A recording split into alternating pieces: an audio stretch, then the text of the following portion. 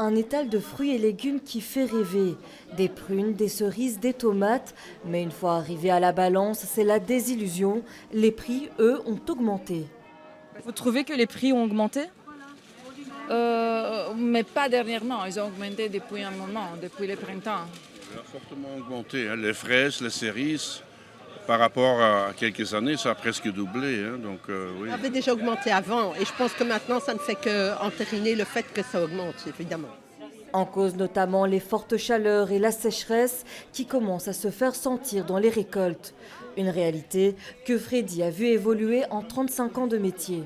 On a des producteurs en France et en Italie, mais actuellement sur la France, on a beaucoup de soucis avec tout ce qui est tomates de pleine terre de Provence, ça c'est un gros problème.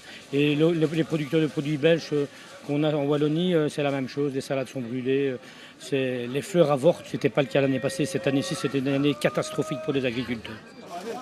Des produits plus compliqués à trouver alors que la demande, elle, ne cesse d'augmenter. Du côté de Camille, les fruits vendus sur son étal viennent de plusieurs pays d'Europe. Pour lui, l'inquiétude se porte surtout sur les prochains mois et notamment en hiver. Je pense que dans l'hiver, ça va venir cher.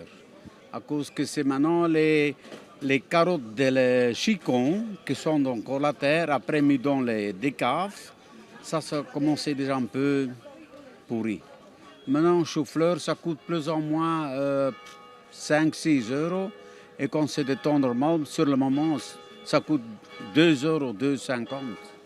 Actuellement, les producteurs alertent sur des rendements en baisse. Le manque d'eau affecte notamment les salades, les choux-fleurs et les haricots côté légumes.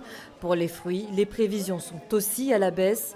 La production de pommes, par exemple, devrait être inférieure de 22% à la moyenne des 5 dernières années.